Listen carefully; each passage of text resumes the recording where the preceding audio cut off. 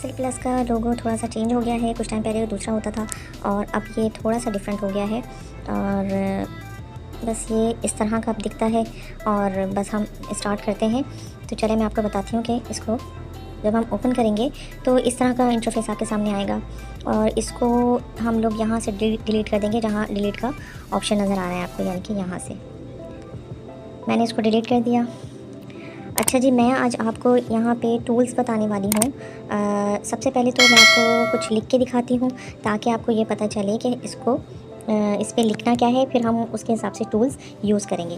देखिए, ये जो आपको पेंसिल का आइकन नज़र आ रहा है, सबसे पहले हमने इसको प्रेस किया। इसके बाद हमें यहाँ पे टेक्स्ट का ऑप्शन नज़र आ रहा है। हमने टेक्स्ट के ऊपर मैं आपको दिखा देती हूँ, टेक्स्ट के ऊपर गए। उसके बाद हमने एडिट के ऊपर जाना है। एडिट के ऊपर यहाँ से जाएंगे और उसके बाद फिर जब एडिट पे गए तो इस तरह से लिखा हुआ आ जाएगा।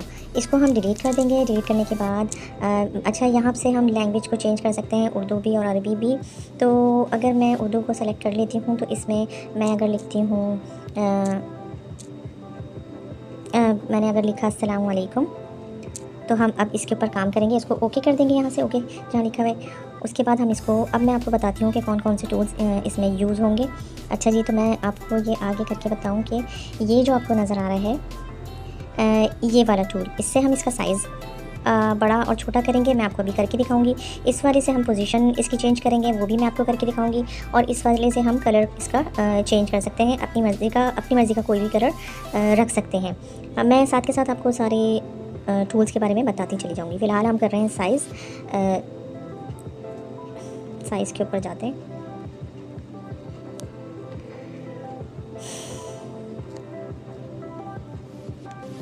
ये रहा साइज़ में। जब हम प्लस की तरफ जाएंगे तो साइज़ बड़ा हो जाएगा, माइनस की तरफ जाएंगे तो ये छोटा हो जाएगा।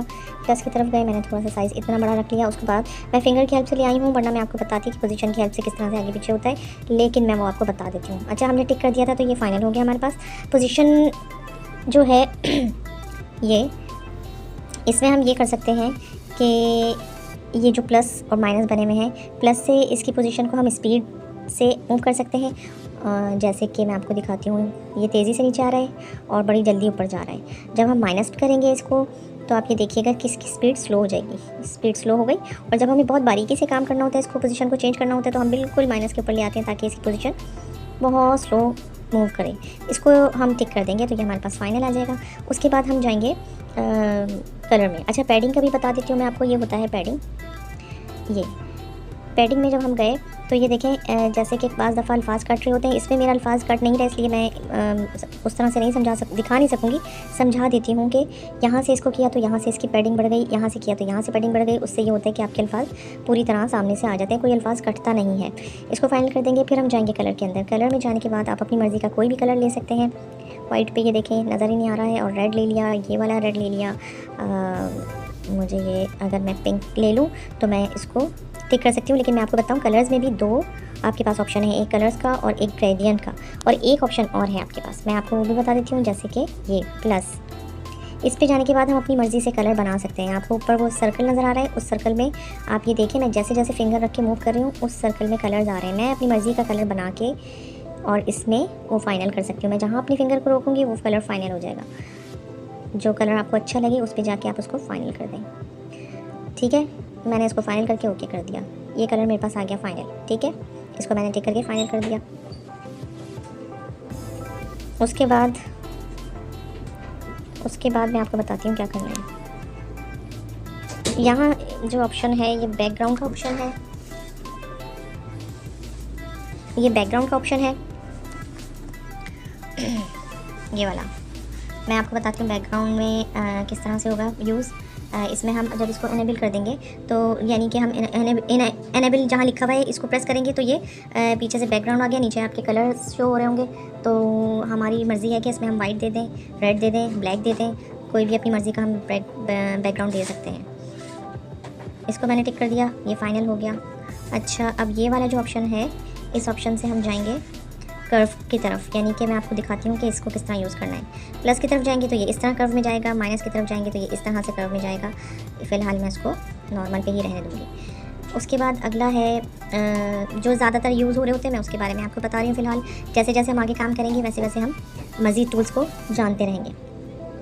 ये है स्पेसिंग का ये होगा कि मैं आपको बताती हूँ इसमें जाने के बाद। अगर हम प्लस की तरफ जाएंगे तो ये स्पेस आ गया, और हम माइनस की तरफ जाएंगे तो ये वापस आ गया। हम इन दोनों में स्पेस दे सकते हैं वर्ड्स के अंदर। लेटर्स के अंदर देना हो तो ये इस तरह से आएगा, वर्ड्स के अंदर देना हो तो ये इस तरह से आएगा। ठीक है जी, थोड़ा सा दे देते हैं स्पेस।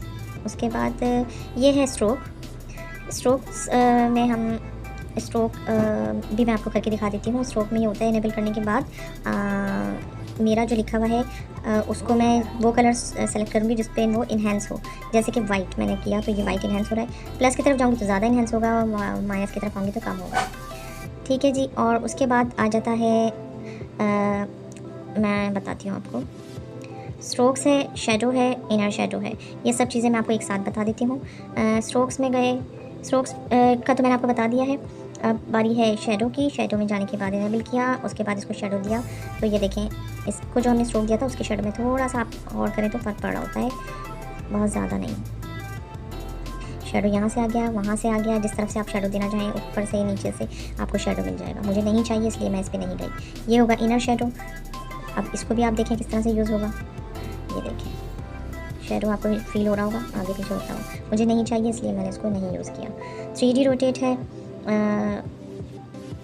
इससे हम इसका पोजीशन को इस तरह से चेंज कर सकते हैं। जैसे मैं आपको इसको यूज़ करके दिखा देती हूँ। ये पर्सपेक्टिव है 3D का, तो ये है 3D रोटेट, और ये 3D टेक्स्ट का है। लेकिन अभी हम इसकी बात करते हैं पर्सपेक्टिव की। तो इस पे जाने के बाद हम अगर इसको इस तरह से करना चाहें तो ये लगेगा जैसे ये करीब से इसका मतलब लिखाई का अंदाज़ बदल जाएगा, शुरू के वर्ड बड़े लगने लगेंगे।